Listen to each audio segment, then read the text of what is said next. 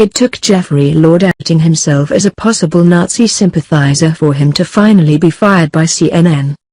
The contributor, who was hired by the cable network to defend Donald Trump at all times and through all tribulations, was let go by the company on Thursday after he tweeted the Nazi salute Sieg Heil. Despite protestations that he did so in order to make fun of fascism, Lord is now out of a job. Nazi salutes are indefensible, a CNN spokesperson said simply. Jeffrey Lord is no longer with the network. The back and forth that landed Lord in hot water took place between him and Angelo Carrison, the president of Media Matters for America, a liberal media watchdog organization. It has been supporting an advertising boycott of Sean Hannity's program on Fox News, which prompted Lord to pen a column in the American Spectator Thursday scolding the group as anti-free speech bigots who, in typical fascist style, make it their mission to shut down speech they don't like. He had previously this week compared MMFA to the propaganda machines in Hitler's Germany and Mussolini's Italy. After Carrison replied to Lord and mentioned that name was misspelled in the headline of Lord's piece, Lord responded, Sieg Heil. Seems like a bit of an overreaction, no? In a multitude of follow-up message, Lord argued that invoking the Nazi salute was a way of mocking Carrison and the organization.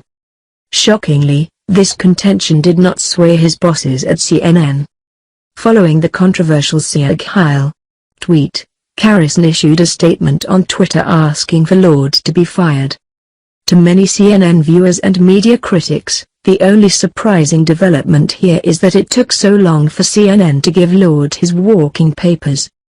The pro-Trump pundit has said many things over the past several months that many people thought would get him fired. On Super Tuesday in 2016, he described the Ku Klux Klan as the military arm, the terrorist arm of the Democratic Party, according to historians. In reference to Democratic Congressman Bakari Sellers, an African-American, he once asked, "When is Bakari going to get around to apologizing for slavery? I'm still waiting on that." With a serious face, he said at one point, "Think of President Trump as the Martin Luther King of healthcare." More recently, Lord brushed off Trump's encouragement of police brutality by saying that it was simply a New Yorker having a sense of humor, and he had gone on record by defending the president against talk of collusion with a foreign adversary. "I don't care what he says to the Russians," Lord says of Trump. The only positive to the existence of Jeffrey Lord is that he got into an on-air tiff with Anderson Cooper a few months ago, which led to Cooper saying to the biased non-journalist, "If he took a dump on his desk, you would defend it." We're almost glad CNN hired Jeffrey Lord just for that one exchange. But he's a horrible human being. Caving to bullies, caving to people who use fascist and Nazi-style tactics to try and remove people from the air is unacceptable. I mocked this guy.